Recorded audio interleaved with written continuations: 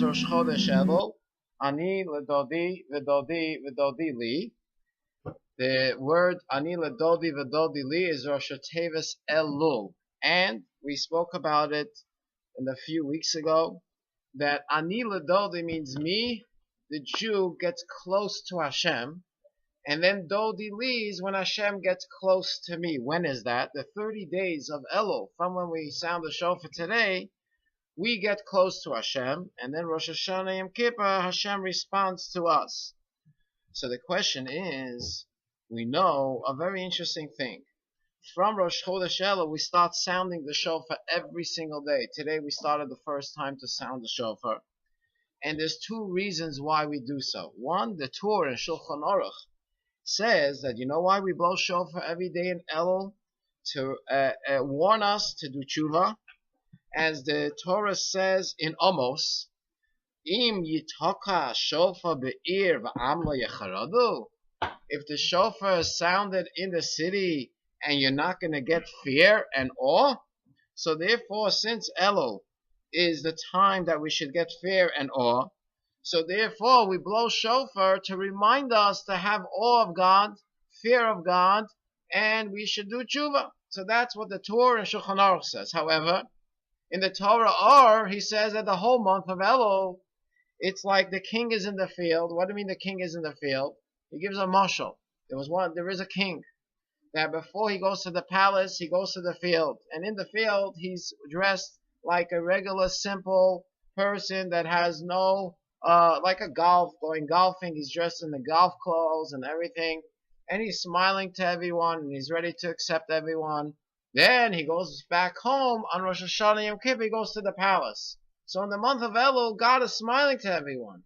God is happy to see everyone. He's in his, he's not in his uniform. He's in his regular, simple clothing like us. So it's a little conflicting. Should we feel in Elul like happy and love to Hashem, or should we feel in awe and scared because of the shofar? So our mode is a little mixed up. From the Shulchan Aruch, the Torah says we should have fear, awe, and do tshuva, and that's why we sound the shofar. And when you blow shofar, you get scared. The whole idea of shofar is to wake you up.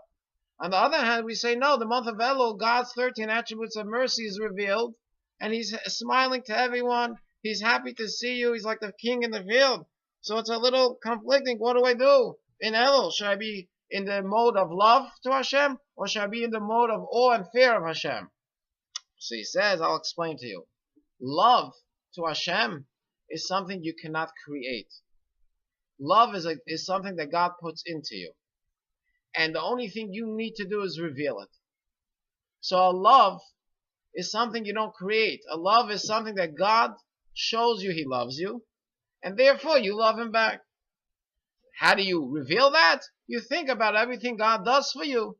So that creates the love. So the love is something you don't create. However, fear and awe, that's up to you to create. Why? Let's take a regular thing. Let's take the President of the United States. Forget about who he is. But if you want to have a little awe of the President of the United States, you have to realize and think, who is this President? Who does he represent? What's his power? What's his control? Especially a king. A president doesn't have as much as control as the way a king used to have. So when you think about that, that creates in you a fear of the king. And you say, you know what? I'm accepting this president to be my president. I'm accepting this king to be my king. So when you're speaking about awe and fear, it's something you work on yourself to create it and to feel it and to have it. Love is something that's just given. So therefore he says like this. When it comes to the month of Elul, God reveals His love to us. He says, I'm here in the field. I'm ready for you to get me. However, now that you love, God shows His love, you have to sit down for a few minutes and say, okay, who's this God? Who is He? He's the creator of the whole world. He makes everything exist. He gives everything life. He's this awesome God. And that creates in you a feeling of awe.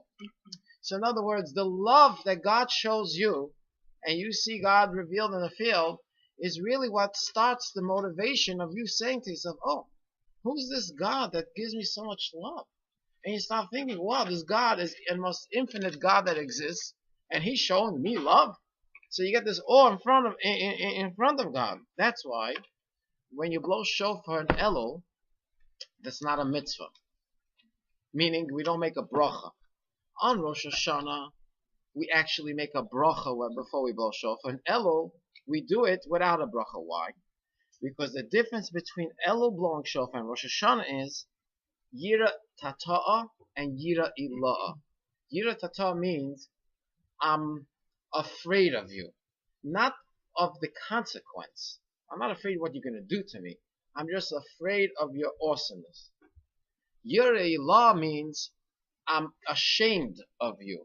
So, given a practical example, when you go in front of a righteous Jew, like a tzaddik, like the Rebbe, you don't have fear in the sense of afraid, but you're ashamed of you being in his presence. You're a little tchotchke, and you're a little sinful person standing in this presence of this holy person.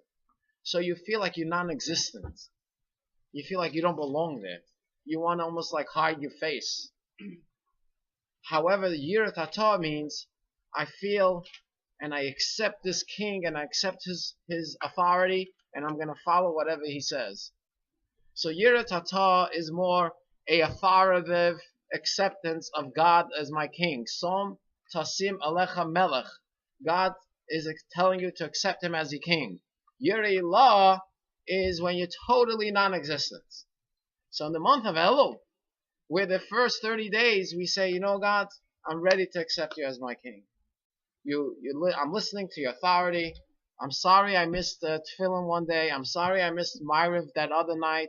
I'm sorry I didn't come to Mincha the times they needed the minyan in the Chabad house. I'm sorry that I was busy doing all the other things. So you're accepting the authority of God. When it comes to Rosh Hashanah, the focus is not accepting the authority of God, it's realizing you don't exist in front of God. Who am I? You feel like you're non-existent to begin with. So this is the difference between Rosh Hashanah and the month of Elul. That's why it says that when Rosh Hashanah comes, after the whole month of Elul, whatever you did in Elul, that's what you're going to bring down on Rosh Hashanah. So Ani Ladodi, what you give to Hashem, V'dodi li, that's what Hashem will respond in kind. So really the month of Elul is a double mode. God shows us his love. He's in the field. It's a loving time. He's easy to get to.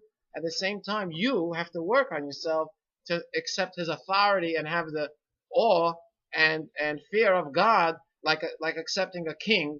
That's the month of Elul. When it comes to Rosh Hashanah, you already don't exist. You realize God is everything.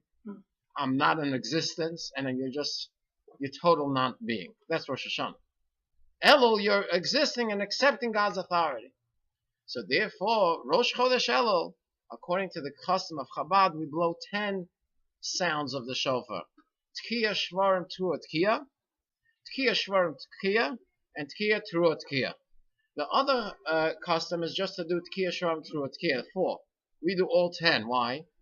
Because the sounding of the shofar of Elul is going to be what's going to be on Rosh Hashanah. So Rosh Hashanah, it's 100.